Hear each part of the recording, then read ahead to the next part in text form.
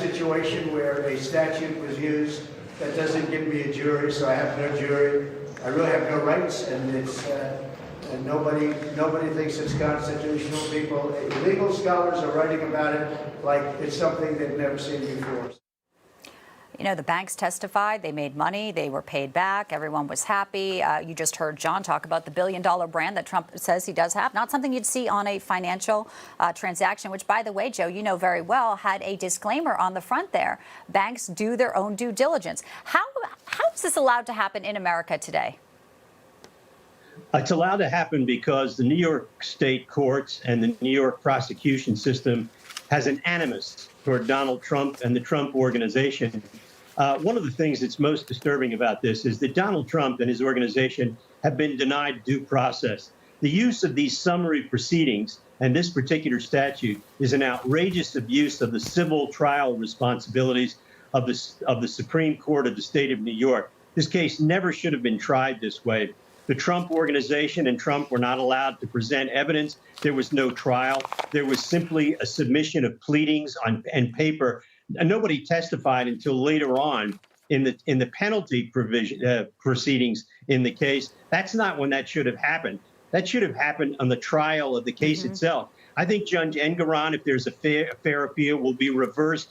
We'll see what kind of a fine he imposes. He may cut it back to protect himself and not give Letitia James what she wants. But up to this point, this has been a disgraceful display of the trial court system in the state of New York. And I must say, I think Judge Engoron is a disgrace to the bench and bar of the state of New York. And I don't care if he cuts it back, Bianca. If New York takes one penny from Donald Trump, that's an unconstitutional taking of property without due process.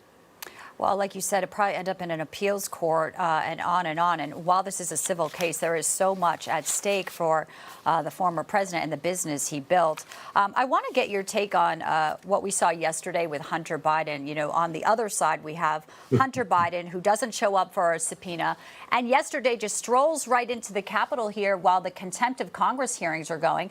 He's got his attorney, Abby Lowell, but he also has a documentary filmmaker, some say sugar daddy, Kevin Morris there. This is a little bit of what happened. We'll play a little bit of the back and forth for the viewers here, and I want to get your reaction on the other side of this clip. You are the epitome of white privilege. Come on, who wants to hear from Hunter? I implore this committee to allow Hunter Biden to testify publicly. Not only is he a criminal, but he is a coward. Hunter won't be in D.C., as you know. He'll be in L.A. David Weiss finally bringing some charges against him for tax evasion. But it really is two different worlds playing out here, Trump and then the first son. When we look at the way the criminal justice system is being applied, Joe and Victoria, what is your biggest concern and your biggest message to our viewers today? Well, it's obvious that there is a two-tier system of justice, one for Democrats and one for conservatives and Republicans.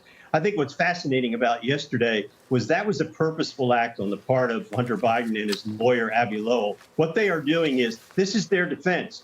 Their defense is going to be, assuming Merrick Garland assuming the Congress votes contempt, and they refer it to the U.S. Attorney for D.C. and Merrick Garland.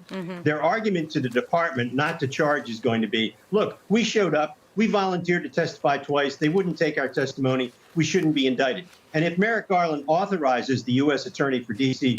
to indict Hunter Biden, his defense to the jury is going to be the same. I showed up twice. The fact that they wanted a deposition is irrelevant. I was ready to testify. But that's not a legal defense. That's not. That is unacceptable, because the subpoena says to show up for a deposition. And guess who was indicted for not showing up for a deposition? Republican Steve Bannon and Republican Peter Navarro, publicly at National Airport and put into chains and thrown into a jail cell for a misdemeanor. This is how Republicans are treated. Yep, and it's worth repeating every single time we can play this so people actually can absorb it and get the facts and they see it firsthand there. Joe and Victoria, pleasure to have you in. Obviously, we'll be waiting for the former President Trump to make more comments today. A lot at stake. Thank you both for your analysis. See you soon.